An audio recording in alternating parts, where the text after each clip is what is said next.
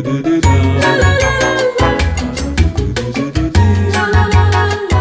right, but man, welcome to the Bears postgame show, the mid show.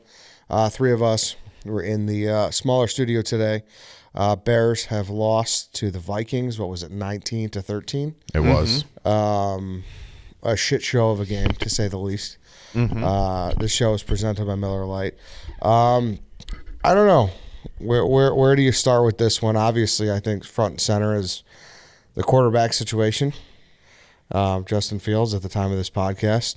The X-rays were negative. The MRI is happening probably as we speak. So, so as bad as things are, as good as things were 10 days ago, and I say good pretty lightly. I say good pretty lightly. No, won a game. But it won a did, game, and you had back-to-back good games from Fields, so it's like you kind of, was this all the last 2 weeks kind of a mirage because he looked horrible and looked like it was it's always one step forward, two steps back. And you had the Broncos game, which he was good, let's say, for 3 quarters, and then put together a pretty complete game, just chucking it to DJ Moore against Washington. And then this was very ugly. See, I know people are going to call me a defender or a blinders guy, but I got to be honest. That whole first half, he was under fire the whole time. Yeah, the whole time. And to me, obviously, that's indicative of Getsy and the offense not having a good game plan. I mean, the Vikings were bringing people constantly, which they always do. Yeah, they blitz more than any team in the league, so you probably should have been prepared for that. Yes, and if not, make a fucking adjustment fast, right? It was everywhere. I think there was it the first drive or the second drive where Cole was spread out, and there was a guy over the tackle and the guard over right and Nate Davis. Yep. And then there was a third guy who just came in completely untouched. Yes. Right. Just right blocked to the inside like you should. Yeah, Sure. They all did. They all did their assignment, but there was an extra guy. So who's that on? Is that on? It depends on who has the O-line calls. Is it the center? Is it the quarterback? Is that the offensive coordinator? I don't know. I'm asking. Yeah. But it's on somebody. Yeah, sure. It's on somebody. And if you notice that you have to see that there's going to be a guy coming in untouched. If you're the left tackle, someone say fucking something to somebody. That's very baseline shit. Yes. Yes. Very baseline shit. That was just one example of kind of how the whole day went. They didn't seem to. Was it the play he got hurt on, or was it interception where Foreman got completely blown up and Fields just kind of that was the interception. Yeah. He just kind of took a baby hit, but enough to fuck with his motion. Yep. And that was kind of the theme of the game. There was no time, and when there was time, he still held on to it too long. Which is the same thing that's always been. I would have to look and confirm this, but someone told me that he held onto the ball for 6.2 seconds on the play that he got hurt on. No doubt about it. He held on to the ball too long on that play he got hurt. And you saw what DJ Moore is capable of when you just feed him. And feed him and feed him. And that play, when he was wide open, asking for the ball down the sideline, that was it for me. That was legitimately it. It's like, Justin Fields, I know you've been running for your life all day. Fucking get him the ball when you can. And you should be looking at him. I'm sure the play was designed different reads. Get him the ball. He's wide fucking open. If your initial read isn't there, look to that guy because that guy's a dude. And I'm over it. You're gonna keep seeing these bad games out of him because he's not an NFL quarterback. He's not an NFL quarterback. He's just not. I'm sorry, he's not. 35 games he's started now. One game over 300 passing yards. Another game right after that was 285 or whatever. Complete game, good game. Aside from that, it's just mountains of mediocrity. And I know the line's bad. I know the coaching, whatever. He's bad too. Both things can be true at the same time. I'm over it. And there's a lot of people who will defend him to the death, which is their prerogative. Fine, I'm sure. I'm far from some football brainiac, high acumen guy, but everyone's like, oh, did you see what Caleb Williams did against first bad game he's ever had in college, and you're already writing him off? No, You know? but I think you can't say both. But You I can't feel like say it's both. kind of like what you guys, and what everybody says is just like it doesn't, like you've made the joke before too, Ed, where it's like if the Bears had drafted Mahomes, he'd probably be out of the league by now. Like that's just kind of like what. So I think that's what some of the Caleb Williams, when he looked bad against Notre Dame, it's like, well, why the fuck even try? Like it doesn't matter. to. I understand. Yeah. I understand.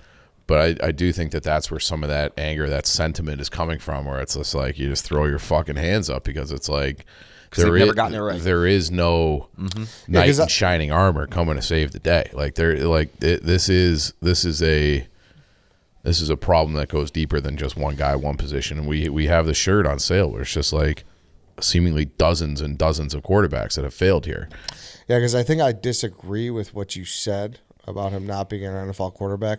I think there is a system and there is a right situation where he does well in. I don't know how well. There is. Yeah, I would there is agree with clearly that. a ceiling. I would agree with that. But this is obviously not has not been it. Yeah. And that's where I guess I disagree. And I'm not blindly excusing everything like that play I just said. I did feel like every single time in the first half he dropped back, and it was just like, except for when he went down, that play was bad, and maybe a couple times, maybe there were more. But it's like, and I feel like the broadcast is harping on this more now, where it's like, hey, ball's not, that guy's open if the ball's out on time. That guy, like this guy's running open, Yeah. he doesn't see it, and you used to have to like wait for the next day for like the film breakdown on YouTube. The broadcast is doing a pretty good job of just being like, look, like this is what it is. And there were a few with DJ Moore. That was like the thing that was frustrating in that first half, is that there were a few times where the broadcast goes back and I remember sitting with you being like, there's got to be somebody open on that. And then you go back and it's like, yeah, there is. Like it's maybe not like the most clear, wide open window, but one that a lot of quarterbacks, you throw with anticipation, you move the defense with your eyes, and you just turn and fucking fire, and it just doesn't come out on time or accurately or whatever. But he went 6 for 10, so there were 4 plays where that was the result. Yeah, which is crazy to say. Well, you could say he could have completed a pass with a guy wide open for as sure. well. Yeah, that he a check down. He went with the wrong read when a different read was there. That would have been a positive six completions for 58 yards. Yeah, it's just not. And I'm really not trying to excuse him. Yeah, really but it's like I kind of feel like, what we used to say, like digging a China, but it's like no matter like which way is up. Like at this point, it's like, I don't know, like to your point, you're completely out. He's not an NFL quarterback. Your point being like, well, it wasn't really his fault. I'm not making excuses, but it wasn't. But it's like, how do you, like, what is the answer here? There's no obvious path. Like before I was saying, because I think I am now skewing kind of more towards Dave. Every time he takes a step back, I'm like, what the fuck? But it's like I said last week, where it's like the best case scenario is Fields just continue to play like he is these last 2 weeks. You don't need a quarterback. You take 2 guys in the top Penn 10. State tackle or whatever, right? Yeah. And whoever, Bowers, whatever, impact guys, dudes to put around him and just make his life easier. And then you get even, a little bit better and a little bit better. And you make your roster better. They'll have no dead cap next year for the first time fucking ever. And you can continue this project if he's the quarterback. But when you see these same mistakes, that's what it is for me. Types of plays and reads and misses, and he doesn't like.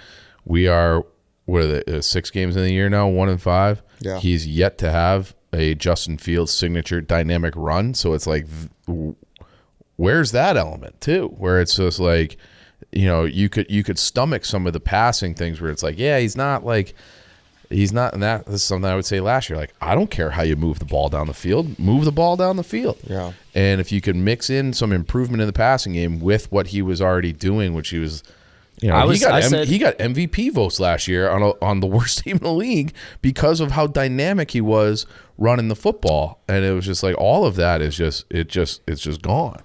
So it's like, there is a sense where it's like he needs everything perfect to thrive, and that's not That's not a franchise quarterback. That's not life in pro sports where there's a Correct. salary cap and everything else. Like it's never going to be perfect. Yeah, and it's almost like he has a weird thing too, where he's like a starter where you see how he does the inning, and it's like, oh, you know what this start's gonna be. Like, Yeah. You know That's what a I good mean? analogy. Yeah. It's Right. like, oh shit, Like he's got it. Yeah. Today. Yeah. This first drive or two, Like you can tell in the first few pitches of who it's like, oh, fuck, 4 pitches to open 4 straight balls to open the game. We're in for a long one today. exactly, Yeah, exactly. Yeah. He has that in him. Yes. I wonder And why that is. I don't know. I think that's just a lot of I think a lot of it has to do with just us watching a lot of Bears football, and we just have that innate ability to Probably, pick out a stinker, yeah, probably. Yeah, but I feel like a lot of time it is more obvious with him. Like there's just something there. Like I don't know if it's body language or what, but it was even on. I feel like was it the first drive where they picked up like a 3rd and 6, and I was like, okay, and then it was like the wheels completely fell off right after that. Yeah. And it's just I don't know. And it's like it sounds so meatball, but going into that analogy, he just has that thing too where you could tell when he's playing and you could tell when he's thinking. Yeah, Yeah. definitely. You know what I mean? Yeah, Like you could Yeah. just see it in his face. you can. And where if he's like, "Fuck it, like we're gonna go." And if shit goes wrong, like shit goes wrong, and you could tell where he's just like, "Oh, like he's got the Zach Galifianakis meme, where he's just got the Right. numbers Yeah. and everything in front of his face." Like, I really do feel that way. I agree with you Yeah. totally. It's like I use that kind of quote from The Sandlot for a lot, but I honestly think it's true. Like, yo, man, this is baseball. You gotta stop thinking. Like it doesn't look like he's having fun to me until he gets into a little rhythm in games. Then it's like, all right, kind of pressure's off. I'm gonna go and ball out. But like if first drive he gets sacked or gets hit or misses a play, it's like, oh fuck, then. Yeah. Like the hamster wheel is going a million miles an hour, and it's just like it's a runaway train. And it does feel like now with this injury, so they called Worst it timing a possible. dislocated thumb, because that was what we had always said. Like you're still trying to evaluate this guy after 30-something fucking games. You're still trying to evaluate him, and now with this dislocated thumb, which I think it was Rappaport said that like you said, he's getting the MRI, X-rays negative, but per Googled how long does it take for a dislocated thumb to heal and be full strength? It says 4 to 6 weeks. I assume that, with you have a team of doctors and everybody working on it, if there's no like ligament structural damage, like probably quicker for an NFL quarterback. But it's like now He may take a trip to IR. But Yeah. the trade Yeah. deadline's in 2 weeks. They're not trading. There's no even, shot. Even if but you might now trade everybody else. You might trade Jalen Johnson. You might trade Darnell Mooney. You might just say fuck it. I don't know if they will. I don't think that they will. that would be Why? admitting. Yeah, Yeah. you're already gonna do a second. He did that last year. Poles did. Yeah, but You're those gonna are let guys the that bottom have, out again. You're that secure in your job. I'm just thinking in the way of people who are humans. I think think that about that's their a- position. I within know, their but But that's franchise. probably but the I think right that's way to go. I also think it's a signal to Kevin Warren, the fans, everyone, McCaskey's, everyone else, being like, hey, like we said this was a long-term thing. These guys, Jalen Johnson and Darnell Mooney, are good players, but like, are we going to pay them when we're in the start of our rebuild? We just drafted Kyler Gordon. We just drafted Tariq Stevenson. We believe in those guys. Jalen Johnson, like, we're just not going to pay him. So we might as well get something for him now. And if you're looking at teams like Dallas, people always need corners. Like maybe you get a third or something for Jalen Johnson. And maybe, who knows what Darnell Mooney's value is. But, and it's just like we drafted Tyler Scott to kind of be insurance. They kind of do some similar thing. Like I'm not. I would say if I kind of the inverse or the opposite of what you're saying in terms of like job security. I almost feel like, hey, like this is. I told you guys this. We're at the beginning. This is a full tear down rebuild. These guys were not my guys, and we got to get asses for them because we're not paying them. Yeah, I mean, you got to be crazy at this point to pay Mooney, and that's no disrespect to him at all. But He could be a good wide receiver for sure, on the team. Yeah. but you just need to allot that money somewhere Right. else. There's so many holes in the roster. You're not in a position to throw that kind of money at a wide receiver 2, borderline 3. Yeah. That area for for whatever he's going to get. And they have that insurance policy that is the Carolina pick. They did end up losing, correct? Because they were up. They lost big, 20 points. And then here's the thing too. Like, I don't think they're going to trade him, but if Trey Lance gets a 3rd rounder, you got to think that who's never fucking played. Exactly. Yeah. You got to think maybe someone out there believes and maybe gives up a 2. So I don't know. No, I mean but I mean he's hurt now. You can't. If you're talking about trading Fields? Yeah, if we did go down that road. Well, he brought it up first. I brought it up because I thought you were talking about trading the other pieces that I was saying. No, I was saying trading. I don't think it's going to happen. No, this is very hypothetical, and I don't think ever would have happened either. But like, it was an option. It was something that could have been on the table, and now it is absolutely not on the table. I had someone reach out to me, and they said this is what they would do if they were Eberflus. If I was Eberflus, I'd worry about the defense playing well. Then you fire Getsy around Thanksgiving. Hire Cliff Kingsbury as an offensive consultant as USC finishes the regular season, and you guarantee that Caleb gets to play with Cliff, and you save your job that way. It's an interesting thought. It's a very interesting thought. But yeah, I don't know. That's like the Eberflus boat. But. And on paper, yes. Okay, I do still feel like through 6 weeks, even though they're going to have 2 picks of their pick and the Carolina pick, still kind of like an inside straight. Sure, like we're still pie in the sky kind of thing. But 1/3 of the season done though. Yeah, no, and that's kind of where I'm leaning more towards Dave, where it's like I think now we do kind of have a large enough sample size, and it's 35 starts. Well, the problem is you're going to lose a lot of your sample size that you needed here too, because this was going to be that middle 2/3 is where you really need to kind of lock in. So I know that's that the problem. But it's one of those things where it's like if the playoffs started today, kind of arguments. Well, it's like, well. Yeah. Your evaluation of him is going to be truncated now. Yeah. And that's like another thing I don't want to hear about Justin Fields is if he's still struggling. Let's say he's back and he's playing around like Thanksgiving and stuff like that, and people like, oh well, his thumb's bothering him. His thumb, he couldn't get that. His thumb's bothering him, and it's like, I think it's it pains me to say because I did believe in Justin Fields, but it just feels. I think he's just not it. That's kind of where I am. I'm interested to now have a Getsy evaluation because if Badgett comes in, that's the type of guy who, let's say that I didn't even think he was that bad. He had the 2 crucial turnovers, the strip sack, and then the underthrow. Yeah, I was like, did his arm get hit on that? I think it did though. No, it kind of looked like he had a little bit of bump or something like that. He said not. He said he just underthrew it. Yeah, that's really bad. And he's like, look, I made the read. We had DJ Moore 1-on-1 deep route. He's like, I wanted to take a chance. I just had a bad ball. Yeah, and tough, very bad ball. But now like a full week of reps with the ones. Is it for sure going to be him? No. But, like, Justin Fields supposedly wanted to go back in that game. He did go back in, I'm pretty sure. Did he not? No. Initially? And, like, he wanted to go back in, and then he, like, went to the tent, and he just could not grip the football. Yeah. So. And to the defensive credit, I thought they played a good game. They did that play was probably their. Yeah. No. Of course, there's no Justin Jefferson. Yeah. That offense orbits around the best wide receiver in football. But, hey, you play against who you're given to play against. And even without Justin Jefferson, it's just they might be a better – I don't know, probably not. What? I was going to say they might be a better offense than the Bucs. But even though they might be better offense probably. than the Packers. They have more weapons for sure when healthy. And this is a team that, less than 12 months ago, Kirk Cousins opened up the game like 22 for 22.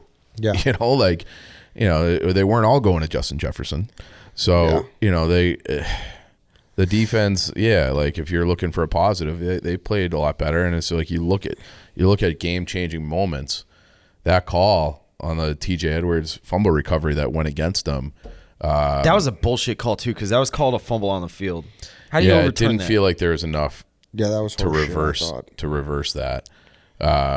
But they did. In the end, it's whatever. Yeah. I mean, it's not because, like you said, it was a big part in the game. But that game was won and lost by defensive turnovers. Mm-hmm. You know, so if the Bears get that one short field going in, you know, more you would hope that would be more points on the board there, 3 or 7, and it is a little bit different.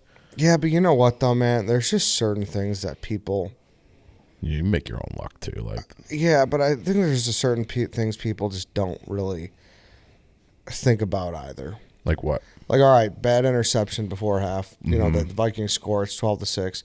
Fields has one drive in the third quarter. He gets hurt. Yeah. You know, 12-6 though. If he doesn't get hurt, who knows what happens the rest of that game? And they still win because Bajan had two turnovers. Like that's ended up really hurting them and making them lose the game. That cost them the game. Exactly. Yeah, so you strip sack, return for a fumble. So 12-6, Bears are down 6 points, and Fields plays the second half. Like, he wills his team to a drive, so all of a sudden, like, because he gets hurt and he doesn't get to finish out, like, the whole game is on him. I don't know if that's really being looked at in that perspective. But it would be one thing if it was like, and I get it. If he didn't look good before he got hurt. Sure, yeah. You Like, know? hold the 6 points against them, not having a good offensive first half. But a lot of that is NFL football, man. You trudge through, and you just got to make something happen when do you the think chips something are would have stacked. he would have made something happen? I don't know, man. All I know is the guy who was in did not make things happen either. And nobody's saying shit about him. And I know because he's a backup and he was from Division for the 2. first time. For sure. Sure. The one touchdown drive, he looked pretty good. He did. He had two. What was it? He had the one play over the middle of DJ Moore for like 20-something yards, and I think he had another 36-yard completion. Yeah, he gets the ball out fast, and it was needed against a defense like that. For sure. Yeah, and I don't know. I thought I'm not saying he's the starter or anything, but I thought for a kid coming from Division II, rookie off the bench, I thought he held his own pretty well. Yeah, he had the two bad plays. Other than that, I mean, his numbers. Yeah, but there were 2 game-changing plays. Totally, but if we're not gonna hold Fields accountable for when he gets sacked in the pocket and the ball comes out, then it's the same. No, it's the same offensive line that's killing Justin Fields. I said he put him in the position to go down a touchdown before half. Yep. But he only had one drive to kind of get it back. So I don't know. Yep. It was a frustrating half for sure. So I don't know where you go from here. We're looking at Bagent versus Hoyer next week. And is Bagent? I don't think he's going to start. Why wouldn't you start him? He will. Bring in Peterman? Yeah, he'll start. For what? Peterman gets cut and re-signed every day. Yeah. I know. Rostered. I would not be surprised if Peterman's starting. I wouldn't be surprised if Bagent's either, but yeah, I'd rather have it be Bagent. I would too. I think it's going to be Bagent. There's no way it's going to be Peterman. Yeah. I mean, shouldn't say no way. I don't know for sure, but but we'll see. If defense going to get. I don't think they to the Peterman thing. I don't think they'd go through the whole thing of starting him as the 4th quarterback, cutting PJ Walker, eventually cutting Peterman if he's not the clear number 2. I think he's won that job, so now it's him.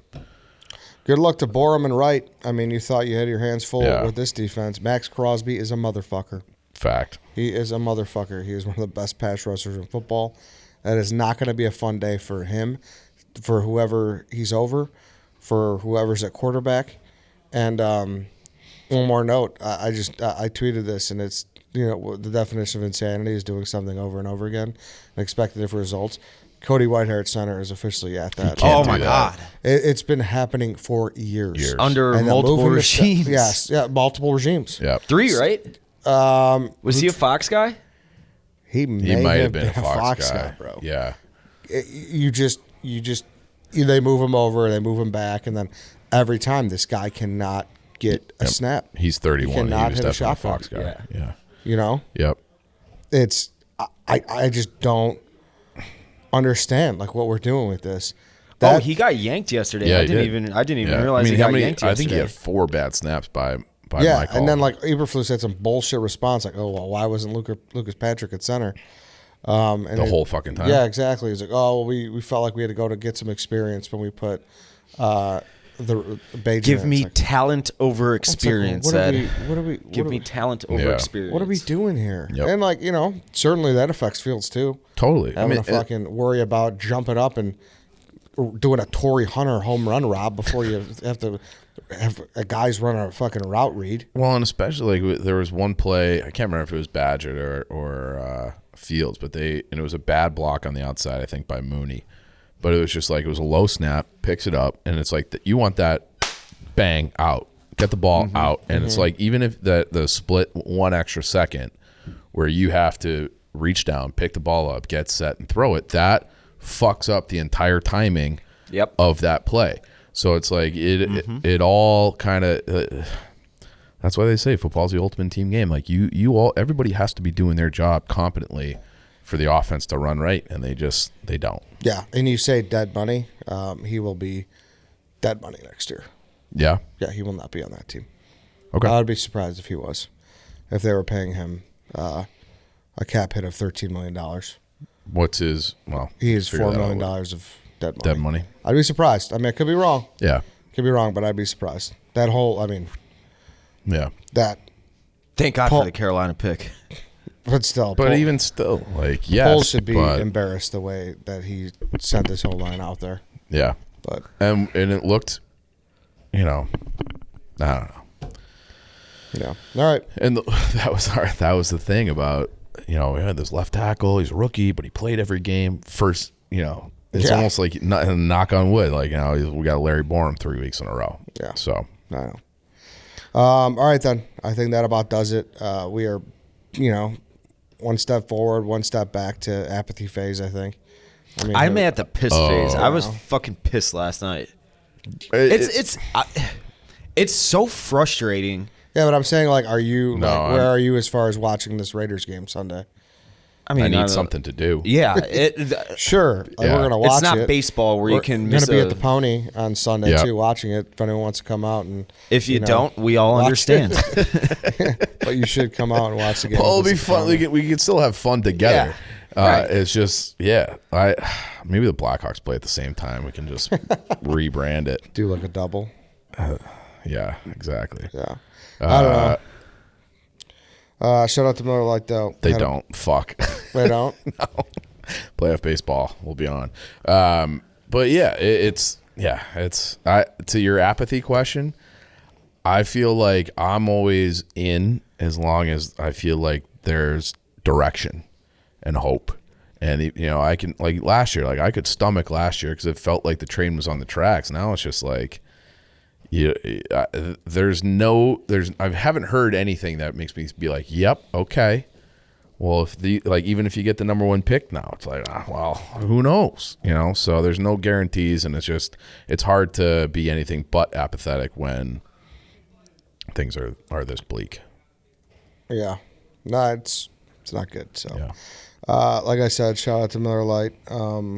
We had a bunch of buckets there watching. Oh, yeah. Barstool River North. Mm-hmm.